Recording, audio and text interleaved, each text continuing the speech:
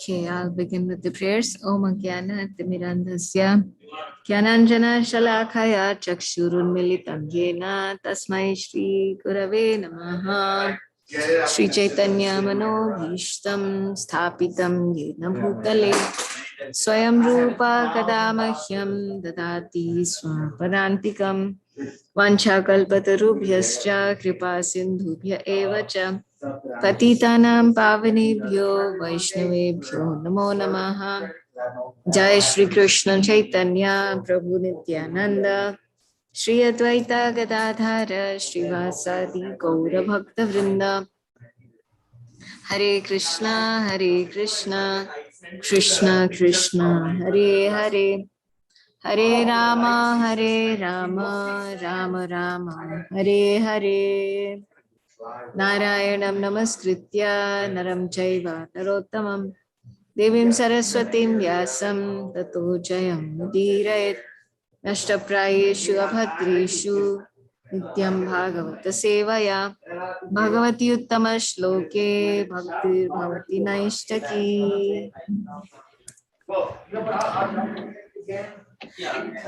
So, Rasarasika Prabhu, you are sharing the screen, but I don't know like what exactly is happening. I'm only seeing like a black screen, not like the written. Oh, okay. Well, I'm on my phone. I can see the screen, no problem. Maybe you're just having problems with. I can see the screen. Yeah. Yes, I can also see it now, Prabhu. Thank you. Okay. All right. Well, if you like, I can start reading this verse. Sure, Prabhu. Okay.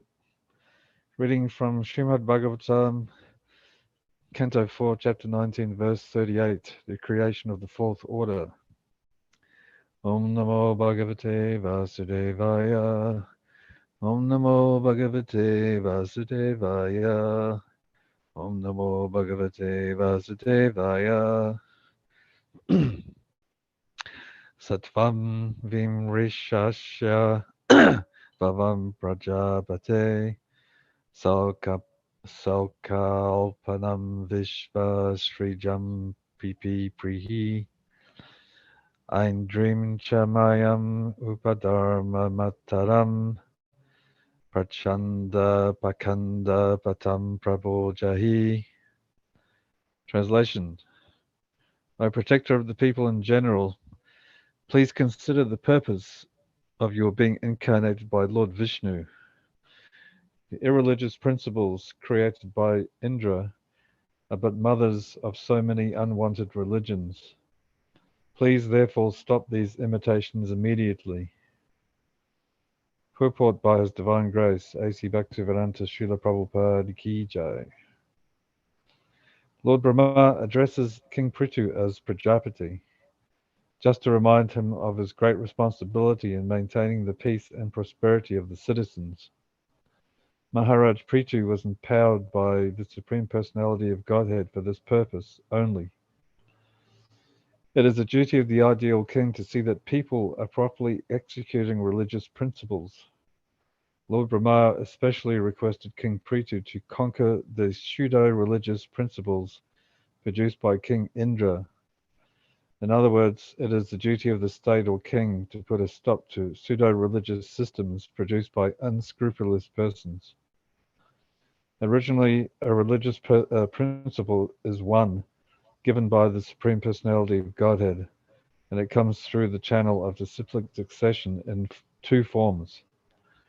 Lord Brahma requested Maharaj Prithu Maharaj to desist from his unnecessary competition with Indra, who was determined to stop Prithu Maharaj from completing 100 yagas.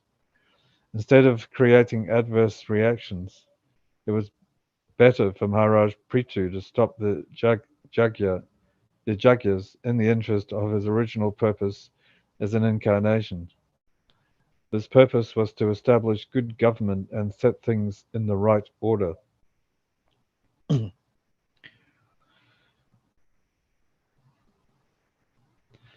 So, continuing the story here, this pastime between Lord Indra and King Prithu, and now the intervention of Lord Brahma. And interesting that King Prithu was empowered for that purpose only, which was to maintain peace and prosperity of the citizens. And Prabhupada mentions here that it's the duty of the ideal king to see that everyone is properly executing religious principles. That's the actual real leader in the world. And that's why Srila Prabhupada used to talk a lot about the world leaders, that they're corrupted and they're not actually instigating religious principles, that they're just in politics for their own false ego and for position, power, money, etc. They're not really there to establish or continue to keep established religious principles, and that's the symptoms of the Kali Yuga, is that the leaders become corrupted and non-religious, and in the name of secular state, as Prabhupada mentioned in the previous purport, secular state means that they have to allow everything practically, and they can't discriminate,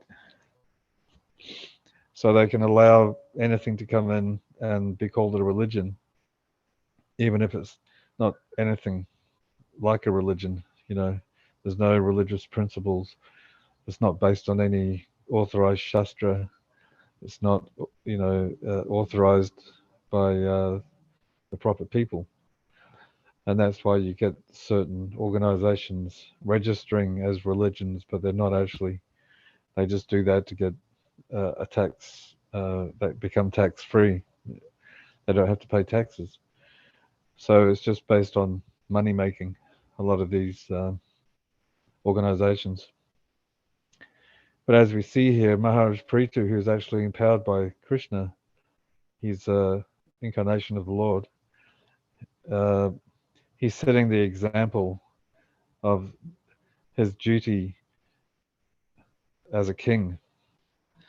And, Srila Prabhupada mentioned that in the future that devotees will take positions in high government positions. Like we saw that with Bhaktivinoda Thakur. He was a magistrate, high court magistrate. And he did his duty as a magistrate, but he was also a pure devotee. So he followed his duties in the Varnashram, the Daiva Varnashram system, but he also was completely a pure devotee, and he was writing books, writing songs, and so that's the vision of the future of these great acharyas, that devotees who are following the principles of devotional service, and they chant, they read, they hear, maybe they do some deity worship, but they also have a duty to perform, say in the government, for instance, and they can do that successfully and show by example how a devotee should be. And just by them being a perfect example of a devotee, others will get inspired by that. It's interesting when you tell people that the grandson of Henry Ford is a Hare Krishna devotee. They think, wait, how can that be? Ford is such a big company, and the grandson of Henry Ford is a Hare Krishna devotee. It doesn't seem like something that is compatible. But devotees can take these positions. They can have these positions, and they can still be very good devotees, and they can still preach. And just by their example, others will see and give credit to the Hare Krishna movement, and even become favorable in some situations. We saw that with Tamal Krishna Maharaj when he wrote his PhD paper. The professor was very, very impressed by him and gave him full marks and said, This is the only person I've ever given 100% full marks to. And he knew he was a devotee, so he became a little bit favorable. So just by that, showing by example in society of how to be a good devotee and being tolerant, patient, showing all the qualities of a devotee, others will at least respect, if not become favorable. So, as we know, Lord Brahma requested King Prithu to stop this competition with Indra, because he was, he wanted to get his Jagya finished, 100. But then we read in the purport previously that actually it was all Krishna's arrangement that King Prithu becomes more famous by not doing the 100 Jagyas. He didn't have to do 100 Jagyas.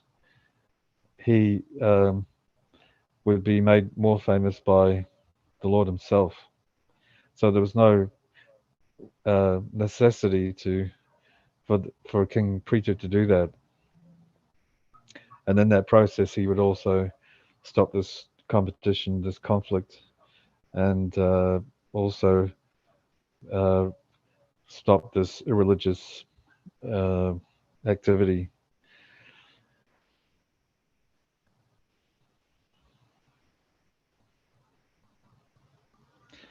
Yeah, so it was better for Maharaj Prithu to stop the Jagyas in the interest of his original purpose as an incarnation.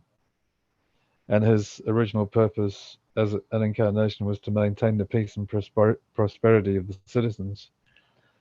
So if there's this conflict going on, then, there'll be adverse reactions, as it's mentioned here. It's creating adverse reactions, because King Indra is powerful. He's the king of heaven, so he can cause a lot of problems. And even in the pastime with Krishna, he caused problems. He was raining columns of rain on the citizens of Vrindavan. But of course, as we know, that was also part of the pastime, because then the Lord could lift Govardhan Hill. And so we see that, these pastimes, they seem to be sort of contradictory. Why would King Prithu want to continue to pursue King Indra if it's going to cause the religious principles to come about? These false pseudo-spiritualist, pseudo-religious people and systems. So, it was his duty to stop that, to stop those pseudo-religious systems. But then we read before in the purport that that couldn't be done by killing Indra, by attracting him with this mantra that was mentioned in a previous verse, that they could chant mantras and he would have to come and they could sacrifice him. And that's why Brahma came and intervened and said, listen, you don't have to actually perform 100, you can just perform 99. So it's really interesting how all this comes together like this, and how the Lord is involved in this also in the background. He's making all his arrangements for this pastime to go on.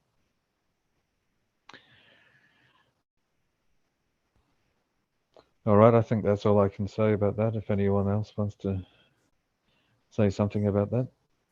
So thanks. I had a question that it's written that originally a religious principle is one given by the Supreme Personality of Godhead, and it comes through the channel of disciplic succession in two forms.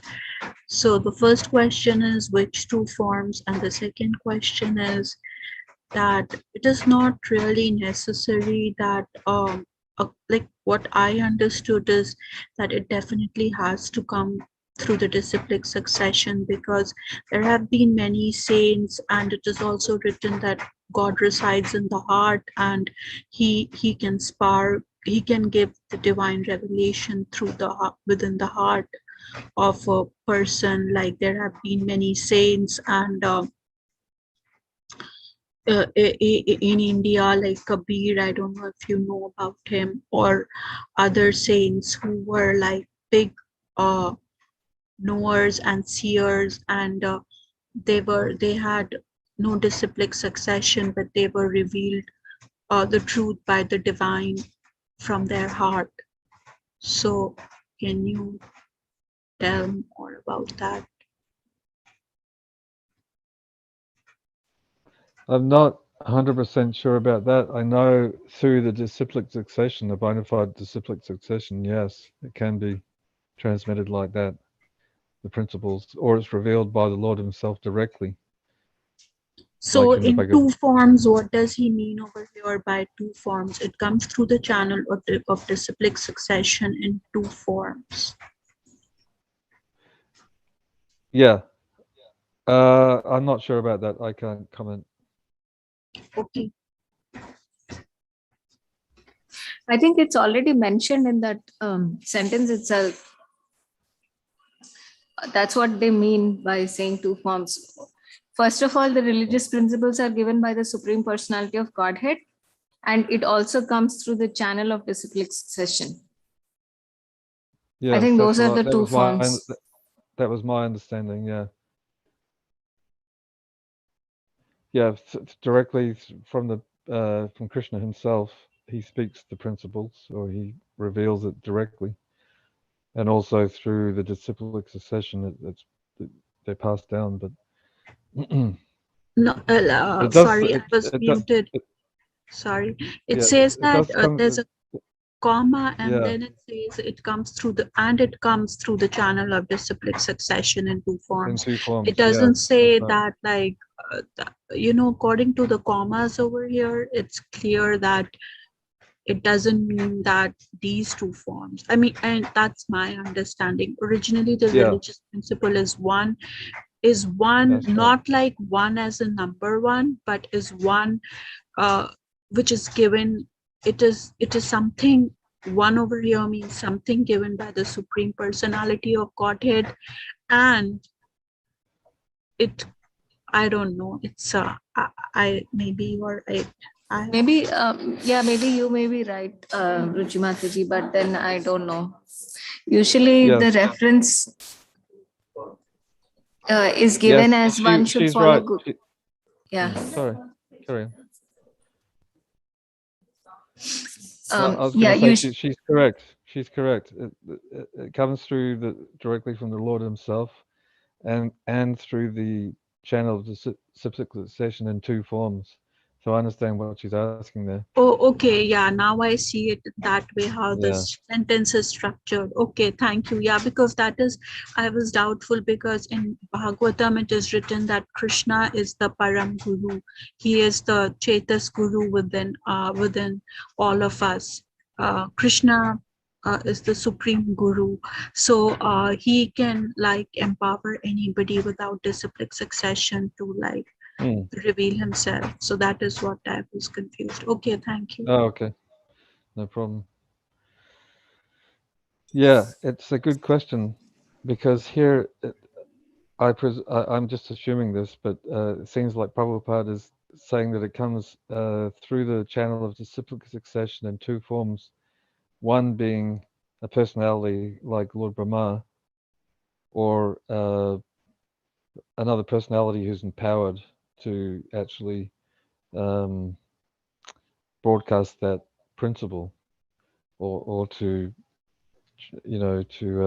say what the principle is. So that's one way, and it doesn't say what the other way is here. So I wouldn't like to speculate on that. Okay, Mariji, would you like to read the next verse? Yeah, I can read it. Okay.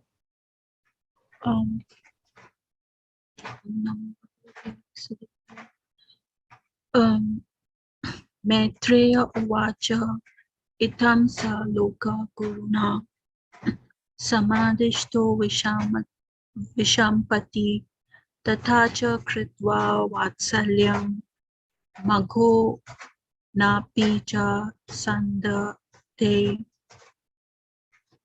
Translation.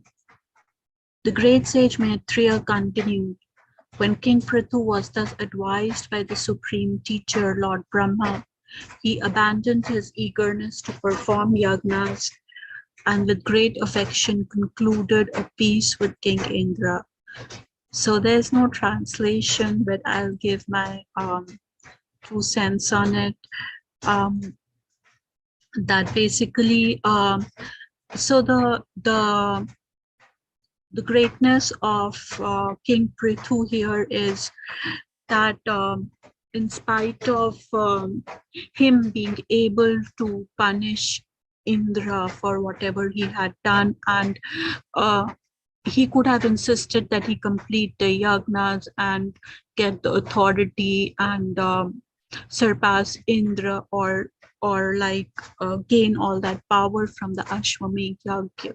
But then when he understood the sensitivity of the situation, he did not persist to maintain his false ego, and he did not like want to do things for fame, just for fame and recognition or for other personal interest, but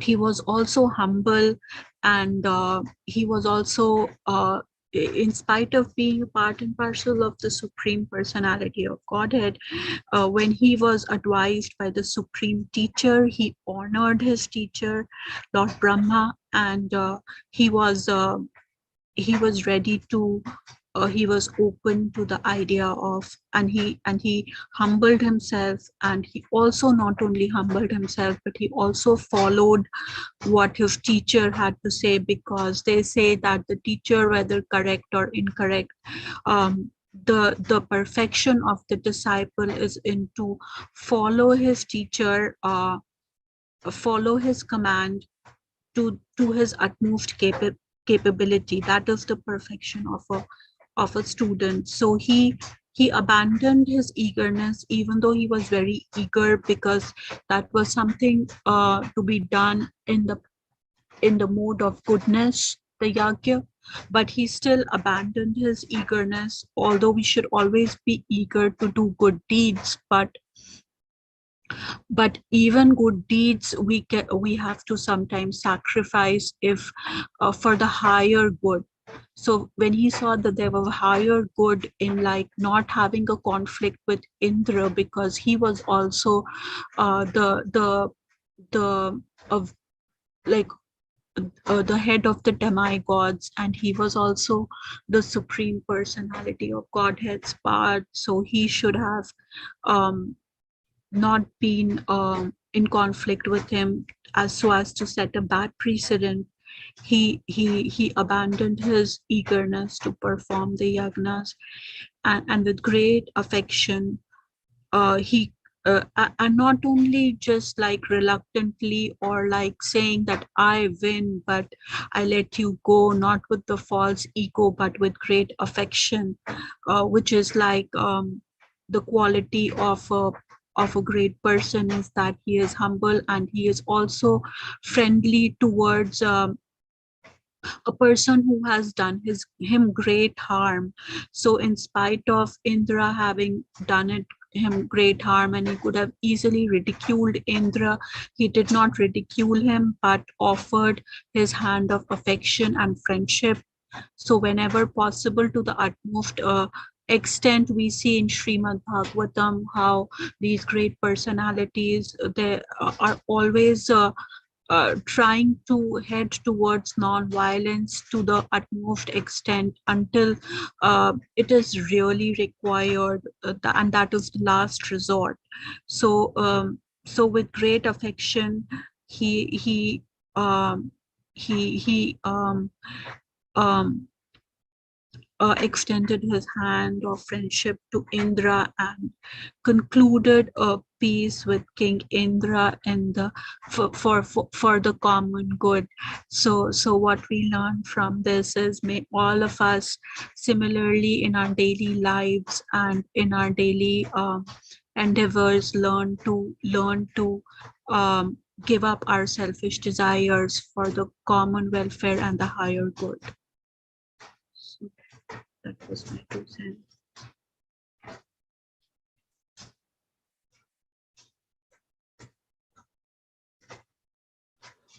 Yeah, very nice points. Very nice.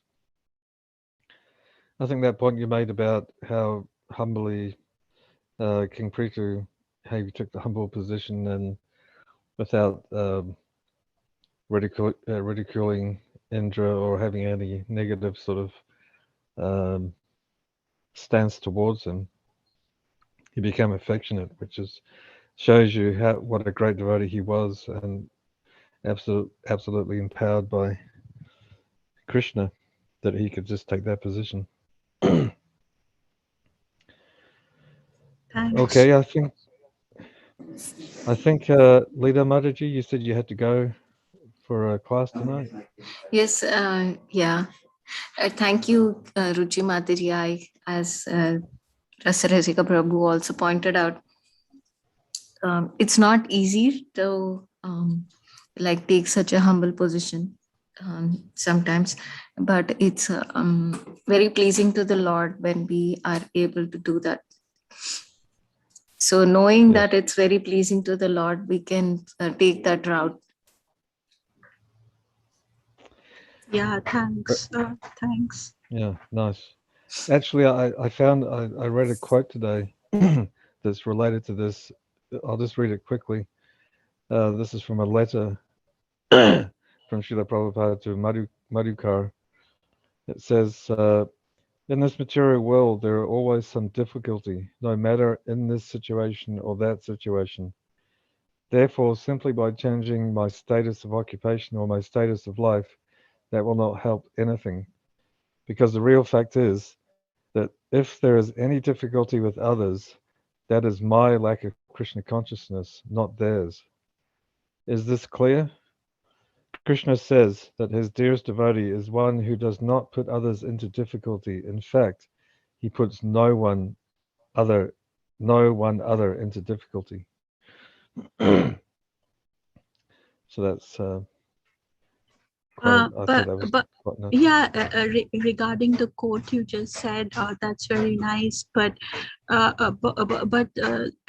is something like, I mean, it's always a question. But the thing is that when other people inadvertently try to disturb your peace, even though you are making all attempts of reconciliation and trying to be in a non-violent state of mind, but they are not ready to give you an inch, then like are you supposed to just like let it go, or like Jesus says, turn your other cheek, or just are you supposed to take a stand so that they don't inflict further harm on their own consciousness as well as yours? Yeah, I mean that's what Prabhupada is saying in the letter here is that if we have difficulty with others, it's because we're in a conflictive situation. It's because we're not being Krishna conscious, but that doesn't mean that we don't state what the fact.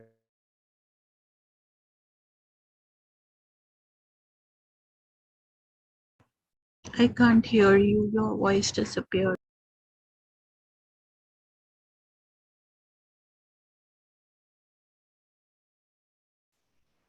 Can you hear me now?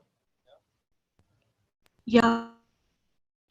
Okay. I was just saying in the letter, Prabhupada is saying that if we have difficulty with others, in other words, our false ego becomes inflated, or we become, emotional about things. It's because we lack Krishna consciousness, not them. So we always look at ourselves and say, okay, we have to be Krishna conscious. But at the same time, it doesn't mean that we shouldn't not state the principles of religious life, or we shouldn't say what the truth is. It doesn't mean that. It just means that we have to do it in a Krishna conscious way. So we have to let the other person know that they're doing something wrong, according to what Prabhupada said, for example, or a particular religious principle in a Krishna conscious way so that the other person can accept it. That's what I get from that anyway. Yeah, very nice point, Prabhu. I think, yeah, when people say that, like, that we are supposed to tolerate, I think many people like feel that they're not supposed to speak anything at all. But I like the way you shared that it has to be done in a Krishna conscious way. So. Okay, so shall we just leave it here since Leela Mataji has to go? And yes, that would be really helpful. Ruchi Mataji, I shared with Rasarasika Prabhu, but I didn't get a chance to share with you. My Guru Maharaj is having a series of classes, so they begin from like 5:30 in the evening. So I was requesting Prabhu if we could conclude just for the next 1 week, if we can conclude by 5:30, so I can attend that. Is it a possibility to start at 4:45 or no? We can start at 4:45. How would it work for you, Prabhu? Like, would you like to do that? yeah, that's fine with me. Okay, so just for just until next week. For the whole of next week. For the whole of next week. Yeah. Okay. Yeah, that's fine. Yep. Yeah. So we begin 4:45. Okay. Thanks a lot for accommodating my request. Yeah, because this is Srimad Bhagavatam is the only thing I've left. I cannot chant much, but it helps me a lot in my daily struggles reading the Bhagavatam. So thanks for accommodating and thanks for reading and giving me a chance to read. Yeah, very nice. Okay, thank you very much. Srila Prabhupada ki jai, Srimad Bhagavatam ki jai. Thank you, Rasarasika Prabhu. Thank you, Ruchi Mataji. Thank you for your association. Hare Krishna. Hare Krishna.